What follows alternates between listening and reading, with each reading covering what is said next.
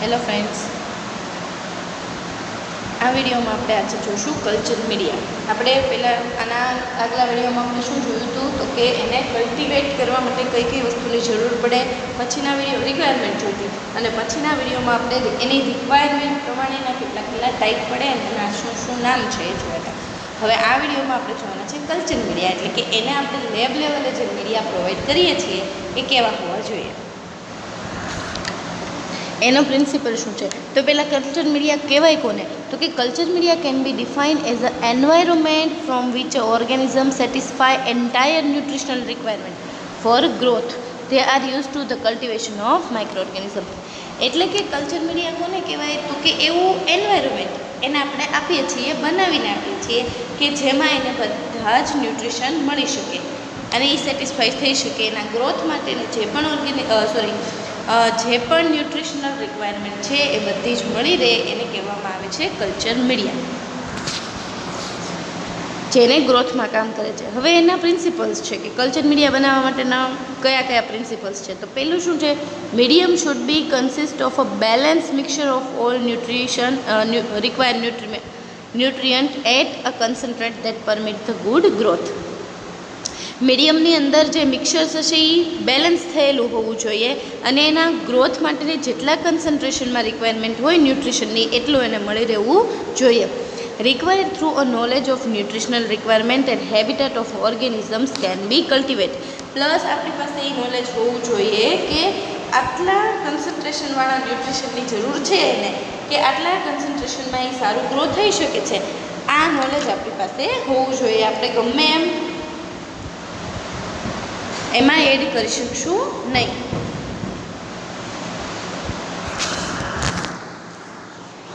દેન second છે, medium should not possess nutrient in a great excesses. વધારે પ્રમાણમાં ન હોવું જોઈએ એમાં ન્યુટ્રિશન, એને જેટલી જરૂર છે એટલી જ. This is due to inhibitory effect of many nutrient at the higher concentration. શું કામ? કેમ કે હાયર કન્સન્ટ્રેશનમાં એને ન્યુટ્રિશન મળી જાય છે તો શું થશે, એનો ગ્રોથ અટકી જશે. એક્ઝામ્પલ તરીકે ફેટી એસિડ કે metal ion. High concentration may also create unfavourable osmotic condition. શું થાય તો કે હાઈ શુગરનું ધારો કે હાઈ કન્સન્ટ્રેશન થઈ ગયું છે અથવા તો ફેટી એસિડ વધી ગયા છે તો ઓસ્મોટિક કન્ડિશન્સ વધી જશે અને એના ગ્રોથ માટે છે એ રિક્વાયર નથી વધારે કન્ડિશન. એના લીધે શું થાય તો કે ઓર્ગેનિઝમ્સનો ગ્રોથ અટકી જાય છે. તો આપણે એ ધ્યાન રાખવાનું છે કે એને વધારે પ્રમાણમાં ન્યુટ્રિશન ન મળે, એને જેટલી જરૂર છે એટલું જ મળે. Then due to the growth and metabolic activity of organisms, unfavorable condition gradually develop into this medium. શું એનો ગ્રોથ અને મેટાબોલિક એક્ટિવિટી તો થાય જ છે, તો જે આપણે ફેવરેબલ કન્ડિશન બનાવી છે ને એ ફેવરેબલ કન્ડિશન અનફેવરેબલ થઈ જશે કેમ કે એ મેટાબોલિક પ્રોસેસ કરતું રહેતું હોય છે. શું કામ? તો કે increase the concentration of toxic metabolic. એનો ગ્રોથ થશે એમ એની અંદરનું ટોક્સિન મટીરિયલ પણ વધતું જશે તો એ જે મેટાબોલાઇટ્સ છે એનું કન્સન્ટ્રેશન વધારે પ્રમાણમાં એના માટે ટોક્સિક થઈ જશે. Then depletion of availability of dissolve oxygen. જેમ ગ્રોથ વધતો જાય, ઓર્ગેનિઝમ્સ વધતા જાય, એ બધાને ઓક્સિજનની જરૂર પડવાની, તો શું થશે તો કે ડિપ્લેશન થઈ જવું એટલે ઘટી જવું, ઓક્સિજન લેવલ ઘટી જશે. પીએચમાં ચેન્જીસ થઈ જશે કેમ કે એ મેટાબોલિક પ્રોસેસ કરે છે ને કયા મેટાબોલાઇટ બનાવે છે એના અકોર્ડિંગ એની પીએચ એસિડ થશે કે બેઝ એ નક્કી થાય છે. આ બધાના લીધે શું થાય તો કે એનો ગ્રોથ છે એ અટકી જાય છે. એટલા માટે આપણે મિનિંગલેસ ન્યુટ્રિયન્ટ્સને એડ કરતા નથી કલ્ચર મીડિયમની અંદર. પછી છે તો કે organisms differ widely in their nutritional requirement. બધા ઓર્ગેનિઝમ્સની ન્યુટ્રિશનલ રિક્વાયરમેન્ટ અલગ અલગ હોય છે. એટલા માટે આપણે એવા જ ઇન્ગ્રીડિયન્ટ્સ એડ કરવાના છે જે ઇન્ગ્રીડિયન્ટ્સ છે કે જે સબસ્ટન્સ છે એ ઓર્ગેનિઝમ્સ છે એ એના માટે ફેવરેબલ બની શકે કે એને યુટિલાઇઝ કરી શકે.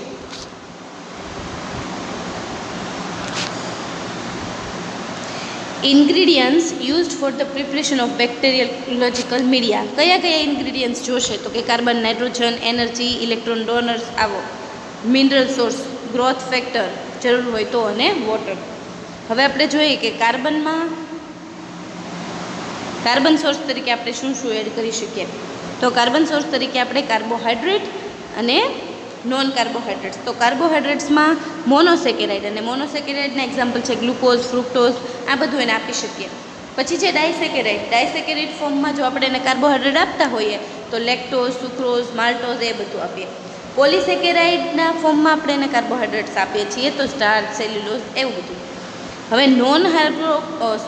નોન કાર્બોહાઈડ્રેટમાં પ્રોટીન હાઇડ્રોલાઇસેટ, ઓર્ગેનિક એસિડ અને હાઇડ્રોકાર્બન્સ, એટલે કે કલ્ચર મીડિયામાં કાર્બન સોર્સ તરીકે આપણે આ બધું આપી શકીએ.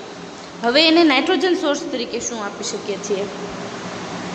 તો નાઇટ્રોજન એને આપણે ઓર્ગેનિક અને ઇનઓર્ગેનિક બંને ફોર્મમાં આપી શકીએ છીએ. તો ઓર્ગેનિક ફોર્મમાં જો એને આપણે આપતા હોઈએ તો પેપ્ટોન, પેપ્ટાઇડ્સ, અમાઇનો એસિડ્સ, મીટ કે મીટ એક્સટ્રેક્ટ, યુરિયા, આ ફોર્મમાં એને નાઇટ્રોજન આપીએ છીએ.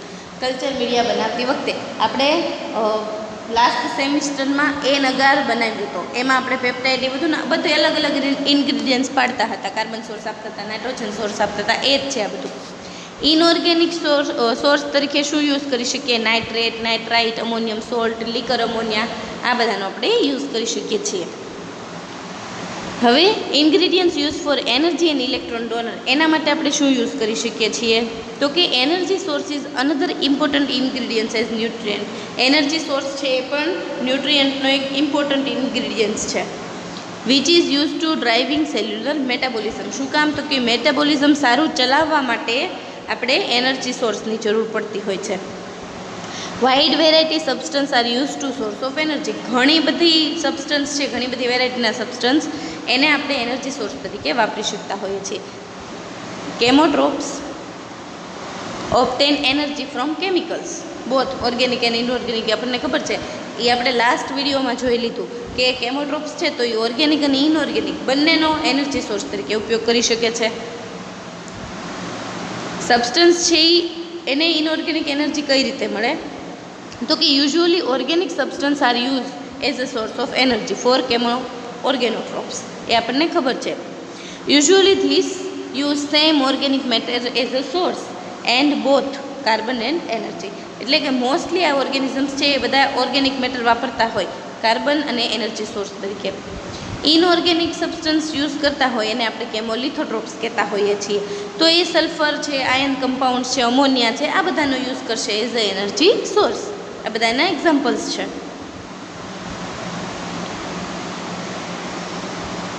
પછી મિનરલ સોર્સમાં આપણે એને શું આપશું?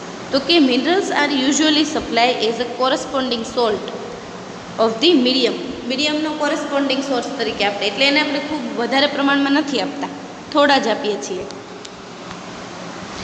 એને કાર્બન અને નાઇટ્રોજન સાથે કેવી રીતે મિક્સ થઈ જાય અને બનાવતી વખતે કેટલા પ્રમાણમાં એની નીડ છે એ અકોર્ડિંગ એડ કરવાના હોય છે. પછી આવે છે ગ્રોથ ફેક્ટર. તો ગ્રોથ ફેક્ટર આપણે શું કામ એડ કરીએ છીએ?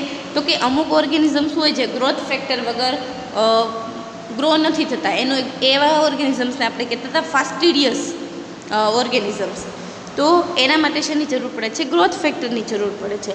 Additional support growth of fastidious organism, હમણાં કીધું એમ.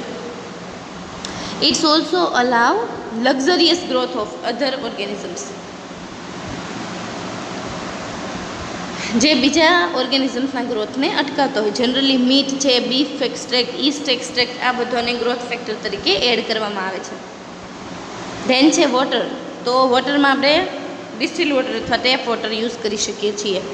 પણ જનરલી ટેપ વોટર કરતાં આપણે જ્યારે કલ્ચર મીડિયા બનાવીએ ત્યારે ડિસ્ટિલ વોટરનો વધારે ઉપયોગ કરીએ છીએ, કેમ કે એમાં સોલ્ટનું પ્રમાણ ઓછું હોય છે. Then buffer. આપણે બફર એડ કરતા હોઈએ છીએ પીએચને મેન્ટેન રાખવા માટે. તો એ કલ્ચર મીડિયા પ્રમાણે પીએચ છે એ બધાની અલગ અલગ હોય છે, જેને જેટલી પીએચની જરૂર પડે એટલી જ આપણે એને આપતા હોઈએ છીએ.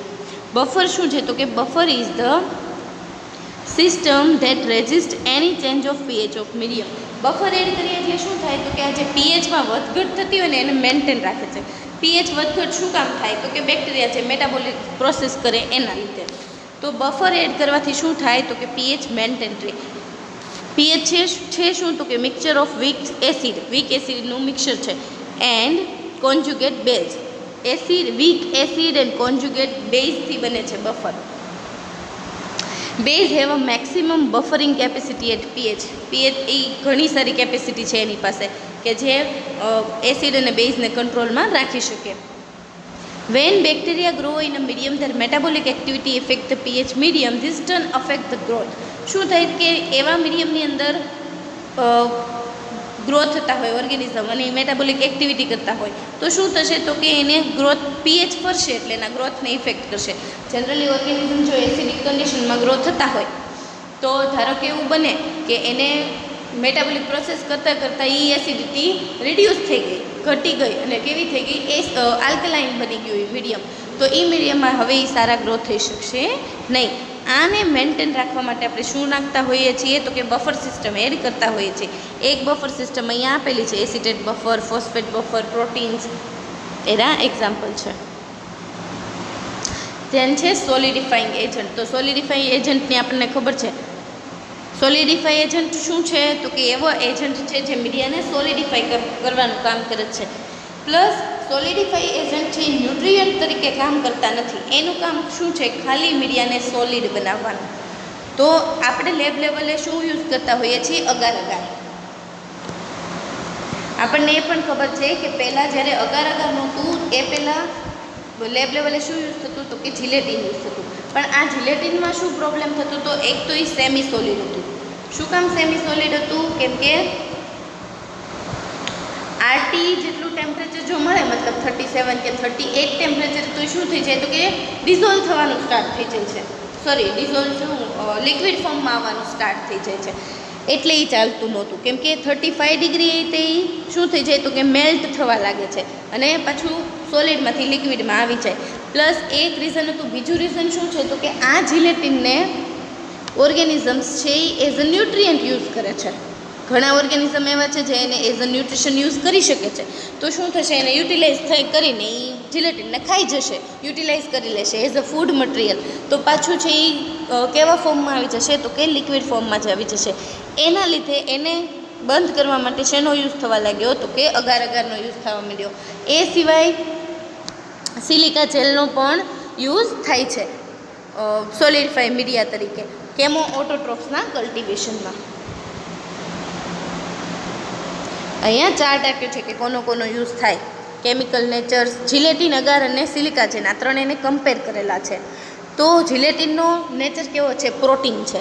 અગાર અગાર કેવું છે તો કે પોલિસેકેરાઇડ છે. અને સિલિકા જેલનો નેચર કેવો છે કેમિકલ તો કે સિલિકેટ છે. સોર્સ જિલેટીન કેવો છે તો કે બોન્સ ઓફ એનિમલમાંથી જિલેટીન મળે છે. અગાર છે એ શું છે તો કે cell wall of red marine algae Gelidium, એક મરાઇન આલ્ગી હતી જેલેડિયમ, એનામાંથી એને બનાવવામાં આવે છે. જ્યારે સિલિકેટ તો સિલિકા જેલ શું છે? સિન્થેટિક છે એટલે કે એને બનાવવામાં આવે છે ઇન્ડસ્ટ્રીમાં. મેલ્ટિંગ ટેમ્પરેચર જિલેટીનનું 35 ડિગ્રી છે, અગારનું 92 to 93 ડિગ્રી છે. તો રૂમ ટેમ્પરેચર તો જનરલી 37, 38 વધીને 40, 42 જેટલું થતું હોય છે. તો આટલા લેવલે અગાર છે એ થઈ શકતું નથી. જ્યારે સિલિકા જેલનું તો કોઈ મેલ્ટિંગ ટેમ્પરેચર નથી. જેલિંગ ટેમ્પરેચર જિલેટીનનું 35 કરતાં પણ ઓછું છે, જ્યારે અગારનું કેવું છે તો કે 42 to 45, એમાંય જેલ કન્ડિશનમાં રહી શકે. રેઝિસ્ટન્સી જિલેટીન શું છે તો કે ઓર્ગેનિઝમ્સ, ઘણા બધા ઓર્ગેનિઝમ્સ એવા છે જે જિલેટીનેઝ પ્રોડ્યુસ કરે છે. આ જિલેટીનેઝ છે એ એક એન્ઝાઇમ છે. તો જિલેટીનેઝ એન્ઝાઇમ જે પ્રોડ્યુસ કરતા હશે એ જિલેટીનને યુટિલાઇઝ કરી શકે છે. તો એના માટે ફૂડ બની ગયું, ન્યુટ્રિયન્ટ બની ગયું. અગાર છે તો અમુક જ ઓર્ગેનિઝમ્સ કે અમુક જ બેક્ટેરિયા એવા છે જેને ડિગ્રેડ કરી શકે છે એની ઉપર અટેક કરીને. નોર્મલી વાંધો આવતો નથી. જ્યારે સિલિકા જેલ છે એ તો ટોટલી રેઝિસ્ટ છે, કોઈ પણ માઇક્રો ઓર્ગેનિઝમ્સ એની ઉપર અટેક કરી શકતા નથી. યુઝમાં તો કે જિલેટીનનો પહેલાં યુઝ થતો પણ એની લિક્વિફાઈડ કન્ડિશનના લીધે પછી એનો યુઝ બંધ થઈ ગયો. અગાર છે એ રૂટીનલી યુઝ થતું હોય છે, જ્યારે સિલિકા જેલ છે એ કોના માટે તો કે સ્ટ્રિક્ટ ઓટોટ્રોપ્સ હોય એના માટે જ યુઝ થાય છે.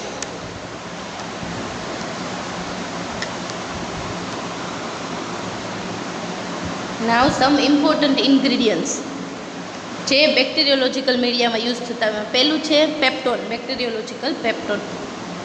પેપ્ટોન શું છે તો કે પ્રોટીન કે અમુક જિલેટીન કે કેઝિન એમાંથી જ બને છે. એ ટાઈપના છે. એ હાઇડ્રોલાઇઝ કરી શકે છે. Hydrolyse by acid and enzyme. Enzyme કે એસિડ દ્વારા એને હાઇડ્રોલાઇઝ કરી શકાય છે, મતલબ એને ડિસ્ટર્બ કરી શકાય છે. ડાયજેસ્ટેડ પ્રોટીન છે એ ઇઝીલી પેપ્ટોન ઉપર અટેક કરી શકે છે કેમ કે ઇન નેચર કેવા છે? પ્રોટીનિક છે. એટલે એને ઇઝીલી જે પ્રોટીન ડાયજેસ્ટિવ એન્ઝાઇમ્સ હશે એના દ્વારા યુટિલાઇઝ કરી શકાય છે, મતલબ એને ખાઈ શકાય છે. પ્લસ એ નાઇટ્રોજન સોર્સ છે, ઓર્ગેનિક નાઇટ્રોજન સોર્સ છે જે અને અમુક હદે કાર્બન સોર્સ તરીકે પણ વર્ક કરે છે, એનર્જી સોર્સ તરીકે પણ વર્ક કરે છે અને ગ્રોથ ફેક્ટર તરીકે પણ વર્ક કરે છે. પછી છે બીફ એક્સ્ટ્રેક્ટ. એ મીટ જેવું જ છે બીફ. એને એઝ અ પેસ્ટ વાપરવામાં આવે છે.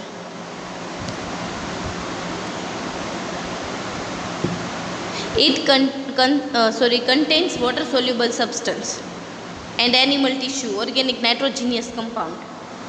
એની અંદર સોલ્યુબલ સબસ્ટન્સ છે, એનિમલ ટિશ્યુઝ છે એન્ડ ઓર્ગેનિક નાઇટ્રોજીનિયસ કમ્પાઉન્ડ, એટલે એ નાઇટ્રોજન સોર્સ તરીકે વર્ક કરે છે. પ્લસ એમાં કાર્બોહાઈડ્રેટ છે, વિટામિન્સ છે અને અમુક ગ્રોથ ફેક્ટર પણ છે, જેના લીધે ઓર્ગેનિઝમ્સને સારો ન્યુટ્રિશન પ્રોવાઈડ થઈ શકે છે. પછી છે ઈસ્ટ એક્સ્ટ્રેક્ટ, જે ઈસ્ટ પાવડરમાંથી બનાવવામાં આવે છે અને વિટામિન્સ અને ગ્રોથ ફેક્ટરનો ખૂબ સારો સોર્સ છે. ધેન આવશે અગાર. તો અગાર આપણને ખબર જ છે શેની માટે યુઝ થાય છે, તો કે સોલિડિફાઈ એજન્ટ તરીકે યુઝ થાય છે. મરાઇન આલ્ગીની સેલવોલમાંથી બનાવવામાં આવે છે અને હિટ્રોપોલિસેકેરાઇડ એનો નેચર છે, મતલબ ઘણી બધી અલગ અલગ ટાઈપના પોલિસેકેરાઇડ એમાં પ્રેઝન્ટ છે. Generally 92 to 93 degree A melt થાય છે, ઇઝીલી સોલિડિફાઈ રહે છે. માઇક્રો ઓર્ગેનિઝમ્સ એને ડિગ્રેડ નથી કરી શકતા કે બીજા કોઈ માઇક્રો ઓર્ગેનિઝમ્સ છે એને વચ્ચે ઇન્ટરફિયર પણ લાવી શકતા નથી. ઇન્ગ્રેડિયન્ટ્સ જોયા. હવે કલ્ચર મીડિયાના કયા કયા ટાઈપ છે, તો કઈ કઈ ટાઈપના કલ્ચર મીડિયા છે, તો કે 3 ટાઈપના: solid, solidify, semi solid and liquid media. પહેલું શું છે? Solid media. એ આપણને ખબર, સોલિડ મીડિયા આપણને ખબર છે, જે સોલિડ કન્ડિશનમાં હોય છે. સેમી સોલિડ મીડિયા એટલે એવા છે લિક્વિડ અને સોલિડ બંને છે. પછી આવશે લિક્વિડ મીડિયા, જે ખાલી લિક્વિડ છે. કોના અકોર્ડિંગ પાર્ટ પાડવામાં આવે છે, તો કે બેઝડ ઓન ધેર ફિઝિકલ સ્ટેટસના આધારે. પછી બીજું છે natural, synthetic and complex media. તો નેચરલ મીડિયા એટલે એવા મીડિયા કે જેને બનાવવા માટે ખાલી નેચરલ ઇન્ગ્રીડિયન્ટ્સ જ વપરાતા હોય. સિન્થેટિક એટલે એમાં કેમિકલ ઇન્ગ્રીડિયન્ટ્સ પણ વપરાય છે, અને કોમ્પ્લેક્સ મીડિયા તો એમાં બંનેનો યુઝ થતો હોય. પછી આવશે રૂટીન અને સ્પેશિયલાઇઝ મીડિયા. તો હવે આપણે જોઈએ કે solid, solidify, semi solid and liquid media. તો એ કોના આધારિત, તો કે based on their physical status. એનું ફિઝિકલ સ્ટેટસ કયું છે એના અકોર્ડિંગ એના પાર્ટ પડે છે. સોલિડ મીડિયા છે તો કે એમાં સોલિડ ઇન્ગ્રીડિયન્ટ્સ બધા એડ કરવામાં આવે છે, એને એક્વેટિક મોઇસ્ચર પ્રોવાઈડ કરવામાં આવે છે અને કોમનલી ઇન્ડસ્ટ્રીમાં યુઝ થતા હોય છે.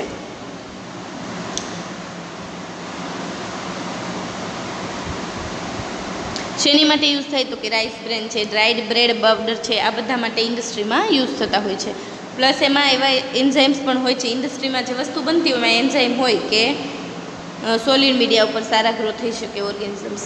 પછી છે લિક્વિડ મીડિયા. તો એ આપણને ખબર જ છે, લિક્વિડ મીડિયમ હોય એને આપણે બ્રોથ મીડિયમ કહીએ છીએ, જેમાં સોલિડિફાઈ એજન્ટ રાખવામાં આવતો નથી, વિધાઉટ સોલિડિફાઈ એજન્ટ છે.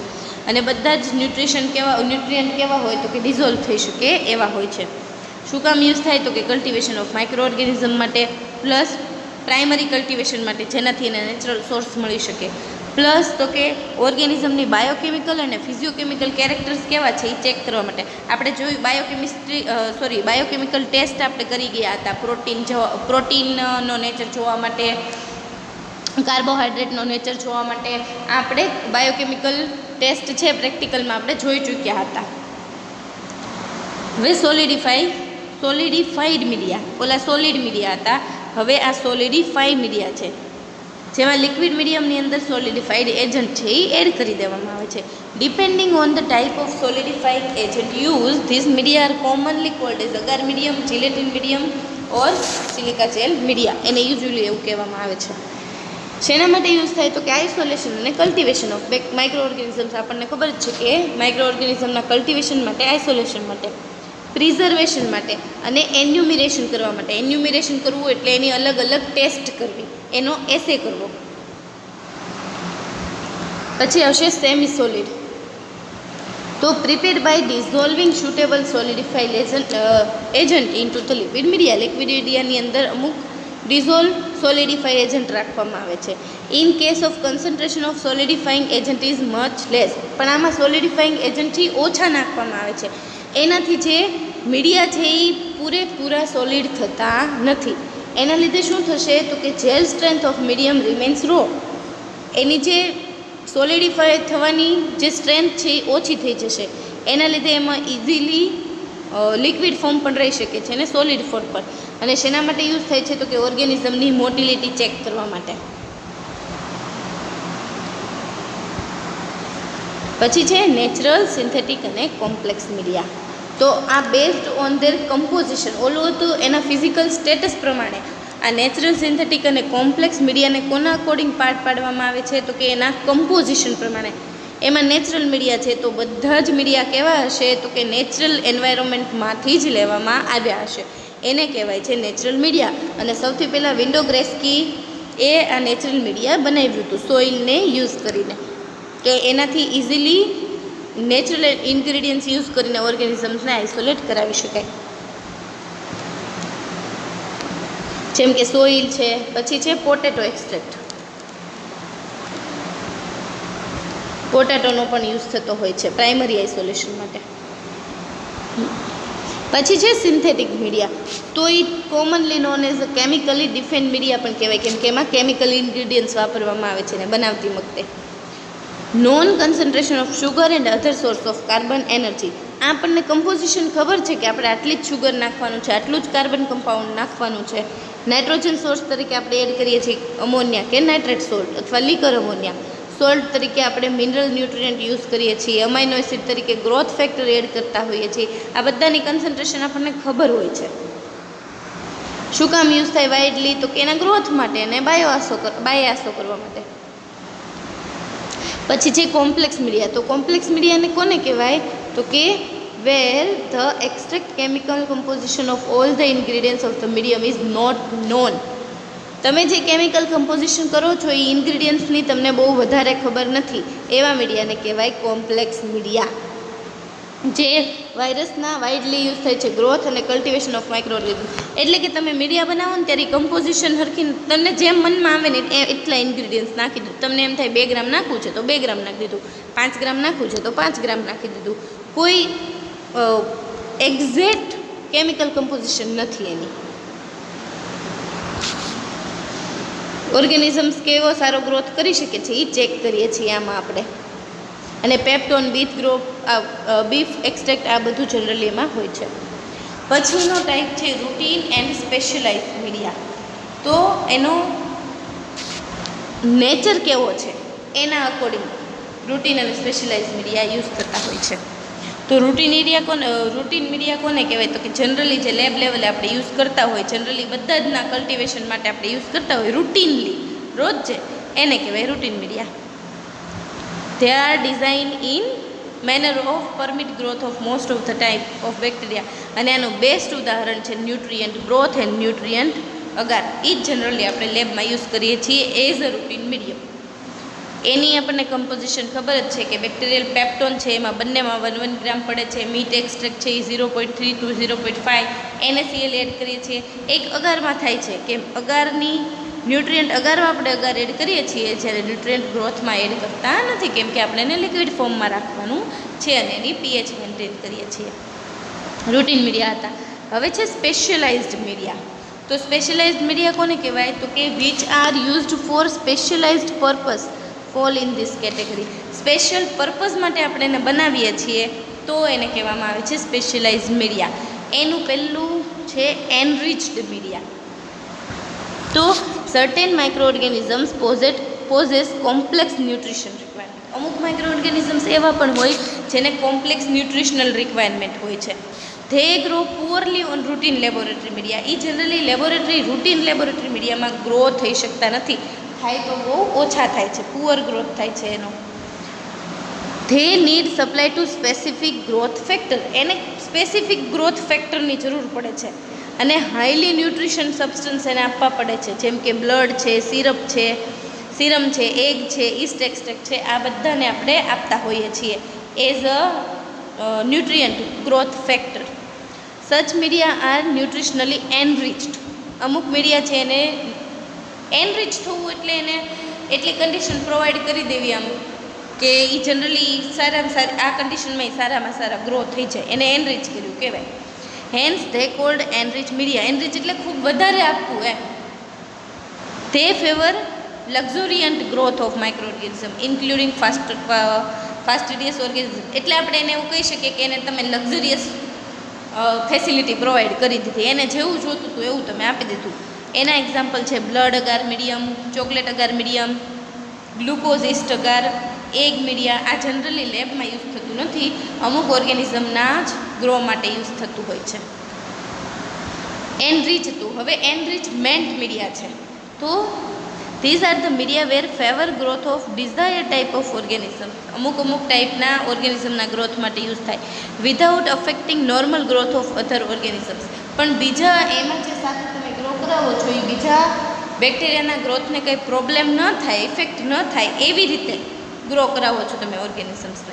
This media are constructed by using those nutrient substance or growth condition which favour growth of desire group of organisms. એમાં તમે એવા સબસ્ટન્સ વાપરો છો કે જે ઓર્ગેનિઝમને આપણે ગ્રો કરાવવા છે એના માટે બહુ સારા હોય.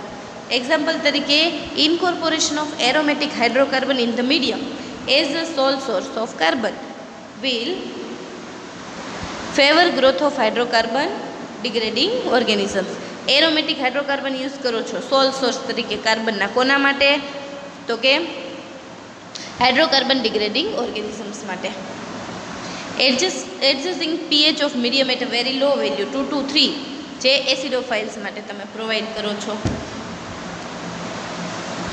યુઝ્યુઅલી મીડિયા કયા ફોર્મમાં? તો કે લિક્વિડ ફોર્મમાં યુઝ થતા હોય છે ઓર્ગેનિઝમ્સની નેચરલ પોપ્યુલેશન્સ વધારવા માટે. પછી છે સિલેક્ટિવ મીડિયા. તો these are the media which allow growth of only selective group of micro organism. Selective media કોને કહેવાય? તો કે એમાં સિલેક્ટ કરેલા માઇક્રો ઓર્ગેનિઝમ જ ગ્રો થશે, બીજા અનડિઝાયરેબલ માઇક્રો ઓર્ગેનિઝમ્સના ગ્રોથને ઇન્હિબિટ કરી દેશે. એટલે કે કોઈ પણ બીજું ઓર્ગેનિઝમ્સ એમાં ગ્રો થઈ શકશે નહીં. અને એના માટે એમાં સ્પેસિફિક ઇન્હિબિટર્સ પણ આપણે એડ કરીએ છીએ. એક્ઝામ્પલ તરીકે છે crystal violet or bile salt may be use to construct selective media for isolation of gram negative bacteria. Crystal violet કે બાઇલ સોલ્ટ આપણે એડ કરીએ તો ગ્રામ નેગેટિવ ઓર્ગેનિઝમ્સ એમાં સારા ગ્રોથ થઈ શકે છે, જે ગ્રામ પોઝિટિવના ગ્રોથને ઇન્હિબિટ કરી દેશે. મતલબ ગ્રામ પોઝિટિવ ઓર્ગેનિઝમ્સને ગ્રો જ નહીં થવા દે. પછી છે સ્ટ્રેપ્ટોમાઇસિન, જે જનરલી રોઝ બેંગાલ અગાર મીડિયમ પર ગ્રો થાય છે. જે રોઝ બેંગાલ અગાર કોના માટે યુઝ થાય? તો કે ફંજાઈના સારા ગ્રોથ માટે યુઝ થાય. પણ સ્ટ્રેપ્ટોમાઇસિન તમે એમાં એડ કરી દીધી છે એટલે એ બેક્ટેરિયાના ગ્રોથને ઇન્હિબિટ કરશે અને ફંજાઈને સારી ગ્રોથ થવા દેશે. તો આ છે સિલેક્ટિવ મીડિયા, જે અમુક સિલેક્ટિવ માઇક્રો ઓર્ગેનિઝમ્સના ગ્રોથ માટે યુઝ થાય. પછી છે ડિફરન્શિએટ મીડિયા. તો ડિફરન્શિયલ મીડિયા શું છે? તો કે કોઈ બે ઓર્ગેનિઝમ્સને એકસાથે તમે એમાં ગ્રો કરાવો છો, પણ એ બંને એકબીજાથી સારી રીતે અલગ પડી શકે અને તમે ચેક કરી શકો કે કઈ રીતે એ ગ્રો થાય છે. which allow differentiation of two group of organism on the basis of growth and culture characteristic. તમે એને ગ્રો કરાવીને ચેક કરાવી શકો છો ડિફરન્શિયલ મીડિયામાં કે આ બંને ઓર્ગેનિઝમ્સ છે એ એના પોતપોતાના કેરેક્ટરિસ્ટિક પ્રમાણે એકબીજાથી અલગ પડે છે. આપણે ચેક કરીએ છીએ કે એ બે એકબીજાથી અલગ કેમ પડે છે, એ માટે આપણે ડિફરન્શિયલ મીડિયા યુઝ કરીએ છીએ. તો એના માટે એને સુટેબલ રિએજન્ટ, કેમિકલ કે ઇન્ડિકેટર્સ આપવામાં આવે છે. જેમ કે મેકોન્કી અગાર છે એ શેના માટે એમાં યુઝ થાય છે? પીએચ તરીકે ઇન્ડિકેટર ડાય, ન્યુટ્રલ રેડ. આ ન્યુટ્રલ રેડ છે એ ડિફરન્શિએટ કરે છે લેક્ટોઝ ફર્મેન્ટર અને લેક્ટોઝ નોન ફર્મેન્ટર બેક્ટેરિયાને. કઈ રીતે? તો કે જે લેક્ટોઝ ફર્મેન્ટર છે એ લેક્ટોઝને ફર્મેન્ટ કરશે એને, અને ન્યુટ્રલ રેડ છે એ ઇન્ડિકેટર છે તો એ ઇન્ડિકેટ કરશે. અને જે લેક્ટોઝ ફર્મેન્ટર હશે એ કોલોનીસ પિંક કલરની દેખાશે મેકોન્કી અગાર ઉપર, જેમ કે આપણે ઇકોલાઈ જોઈએ છે પિંક કલરના. પણ જે લેક્ટોઝ નોન ફર્મેન્ટિંગ કોલોનીસ છે એ લેક્ટોઝને ફર્મેન્ટ નહીં કરી શકે, મતલબ ન્યુટ્રલ રેડ છે એને ઇન્ડિકેટ નહીં કરે અને એ કોલોની એઝ ઇટ ઇઝ તમને દેખાશે. પછી છે assay medium. This media which are used for purpose of bioassay of antibiotic or vitamins or growth factor. Assay medium એટલે એવું મીડિયમ કે એમાં તમારે કોઈપણનો બાયોઆસે કરાવવો હોય, જેમ કે એન્ટીબાયોટિક ચેક કરવું હોય, વિટામિન્સને ચેક કરવા હોય કે ગ્રોથ ફેક્ટરની મતલબ ઓર્ગેનિઝમ્સની એની ઉપર કેવી અસર થાય છે એ ચેક કરવા માટે જે મીડિયા વપરાય એને કહેવાય assay medium. Media have a specifically prescribed composition, generally એની કમ્પોઝિશન પ્રિસ્ક્રાઇબ્ડ કરેલી જ હોય છે. Do not content any substance that bind the substance to be assayed or interfere to estimate. એમાં એવું કોઈ પણ કમ્પોઝિશન ઇન્ગ્રીડિયન્ટ્સ એડ કરવામાં નથી આવતું કે જે એસેને પ્રોબ્લેમ કરે કે ઇન્ટરફિયર કરે આસે કરતી વખતે. પછી છે enumeration media. Used for enumeration of bacteria from the specimen, it's called enumeration media. Enumeration media એટલે એવા મીડિયા કે જેમાંથી તમે બેક્ટેરિયાને એન્યુમિરેટ કરી શકો, સ્પેસિમેનમાંથી અલગ કરવું. એન્યુમિરેશન કરવું એટલે એની એક્ઝામ લેવી એ ટાઈપનું, એમ કે તમે ઓર્ગેનિઝમ્સ કે બેક્ટેરિયાને તમારે ચેક કરવા છે કોઈ સ્પેસિમેન આપીને, એને કોઈ નમૂનો આપીને, તો એ મીડિયાને કહેવાય છે એન્યુમિરેશન મીડિયા. એન્યુમિરેશન મીડિયા છે જનરલી મોસ્ટ ઓફલી ટાઈપના બેક્ટેરિયાને એની ઉપર ગ્રો થવા દે છે, જેમ કે અગર મીડિયા. પછી છે maintenance media.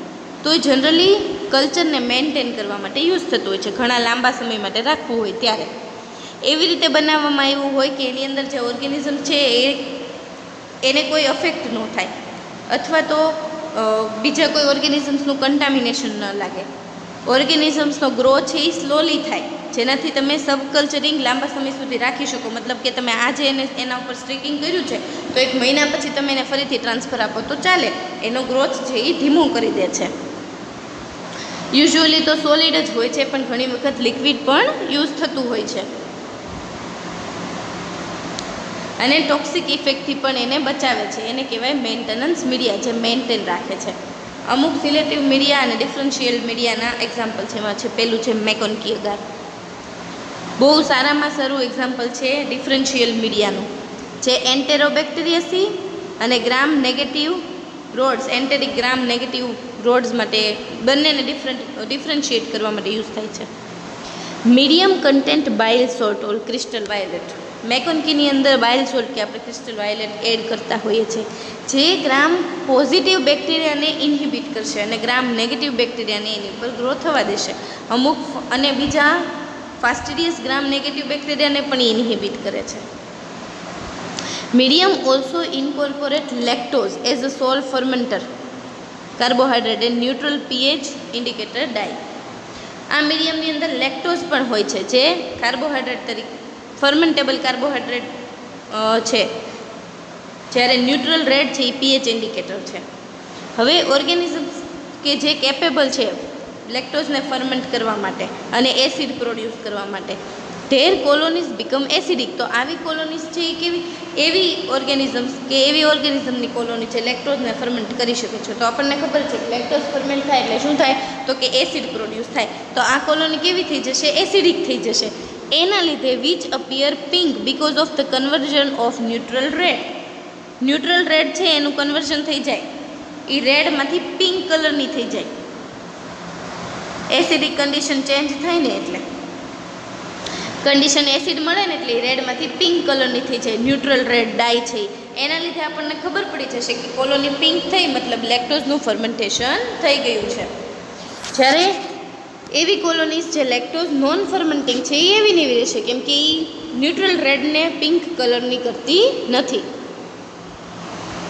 Thus medium also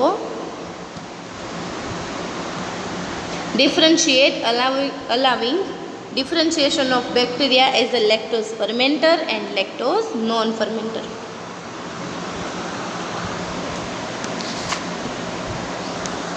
પછી છે EMB અગર, ઇઓસીન, મિથિલિન બ્લુ વગર, આ બધા સિલેક્ટિવ મીડિયા છે.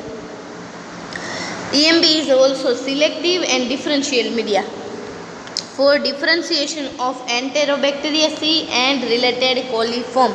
Enterobacteriaceae ગ્રુપના ઓર્ગેનિઝમ્સ અને કોલિફોર્મ એટલે એવા ઓર્ગેનિઝમ્સ જે આપણા ઇન્ટેસ્ટાઇનમાં પ્રેઝન્ટ છે. એનું બેસ્ટ ઉદાહરણ છે ઇકોલાઈ. આ મીડિયમની અંદર શું એડ કરેલું હોય, ડાય તરીકે ઇઓસીન એડ કરેલી હોય એન્ડ મિથિલિન બ્લુ. ઇઓસીન અને મિથિલિન બ્લુ શું કરે છે, ગ્રામ પોઝિટિવ બેક્ટેરિયા અને ફાસ્ટિડિયસ ગ્રામ નેગેટિવ બેક્ટેરિયાના ગ્રોથને ઇન્હિબિટ કરે છે. એના જ લીધે એ સિલેક્ટિવ મીડિયમ તરીકે વર્ક કરે છે. આની અંદર પણ લેક્ટોઝ જ છે જે અને ન્યુટ્રલ રેડ છે એ પીએચ ઇન્ડિકેટર દે છે. તો આમાં પણ ઓર્ગેનિઝમ શું કરશે, લેક્ટોઝને ફર્મેન્ટ કરે છે, એસિડ પ્રોડ્યુસ કરે છે, અને ન્યુટ્રલ રેડ છે એ રેડમાંથી કેવા કલરની થઈ જશે, તો કે પિંક કલરની થતી હોય છે. પણ અહીંયા શું થાય છે તો કે એ એલેનાઇન ડાયને પ્રેસિપિટેટ કરે છે. Typical coliform like E coli produce colonies with a greenish blue metallic sheet. EMB ઉપર ઇકોલાઈ કેવા કલરની દેખાય તો કે ગ્રીન કલરની દેખાશે. મેટાલિક શીન એટલે એકદમ ચમકતી ગ્રીન કલરની કોલોનીઝ આપે છે.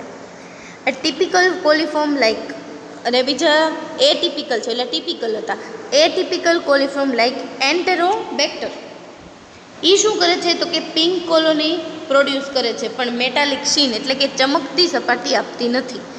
એન્ટેરોબેક્ટર can convert acid into neutral red compound એ શું કરે છે તો કે એસિડમાં કન્વર્ટ કરી દે છે. Butanoyl and hence they do not produce sufficient acidity, પણ એ વધારે એસિડિટી પ્રોડ્યુસ કરી શકતું નથી, જેના લીધે શું થાય છે તો કે એલેનિન ડાયનું પ્રેસિપિટેશન થઈ શકતું નથી. Pink colonies are due to presence of neutral red in the medium. મીડિયમની અંદર ન્યુટ્રલ રેડ છે એના લીધે પિંક કલર આવશે, જે લેક્ટોઝ નોન ફર્મેન્ટિંગ કોલોની છે એ નહીં આપે.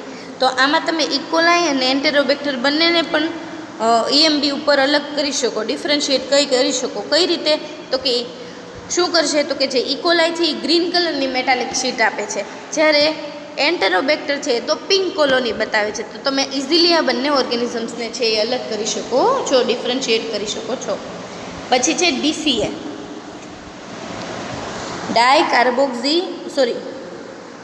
ડીઓક્સી ચોકલેટ સિટ્રેટ અગાર.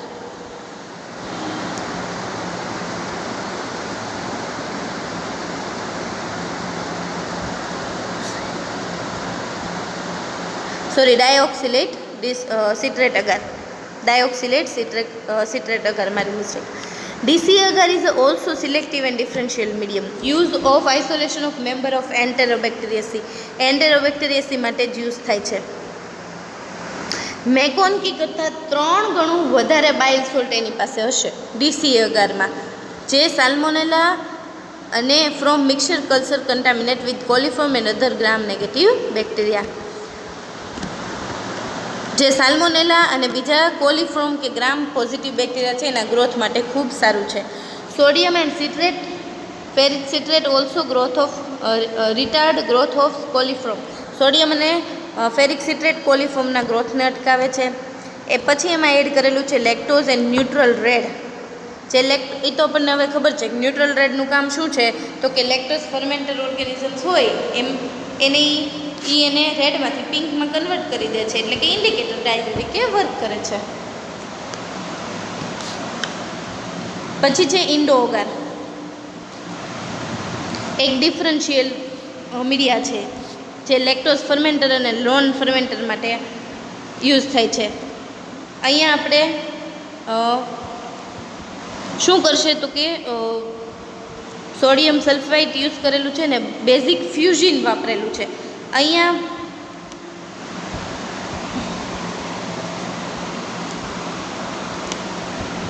ઇન્ડો અગારમાં આપણે ન્યુટ્રલ રેડ નથી વાપરતા, પણ શું યુઝ કરીએ છીએ તો કે બેઝિક ફ્યુઝિન યુઝ કરીએ છીએ.